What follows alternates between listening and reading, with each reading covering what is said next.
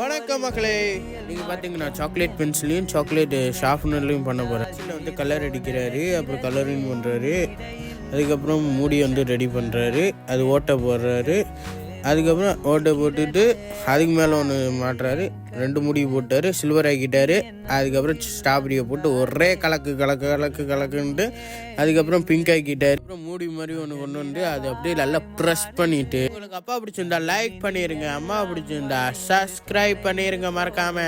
அதுக்கப்புறம் சாக்லேட்லாம் ஊற்றிட்டு செட் பண்ணிட்டாரு. அதுக்கப்புறம் வந்து அப்படியே கலர் அடிச்சுட்டு அதுக்கப்புறம் அப்படியே செட் பண்ணிவிட்டு ஷேவ் பண்ணிவிட்டு எல்லா வேலையும் பண்ணி முடிச்சுட்டு அதுக்கப்புறம் அதுக்கு மேலே ஒரு செட் பண்ணிவிட்டு ஷார்ப்னர் ரெடி பண்ண போகிறாரு. இன்னும் கொஞ்சம் நேரத்தில் அதுவும் நல்லா ஷேவ் பண்ணிட்டார். ஷார்ப்னரையும் ரசிச்சுட்டு பண்ணுறாரு. நடுவில் அதை போட்டுட்டு கலர் அடிச்சிட்டாரு. கலர் அடித்து முடிச்சப்புறம் எப்படி இருக்குன்னு சொல்லுங்கள் மறக்காமல். நல்லா இருந்திருந்தால் சப்ஸ்கிரைப் பண்ணிடுங்க, கமெண்ட்டும் மறக்காமல் பண்ணிடுங்க.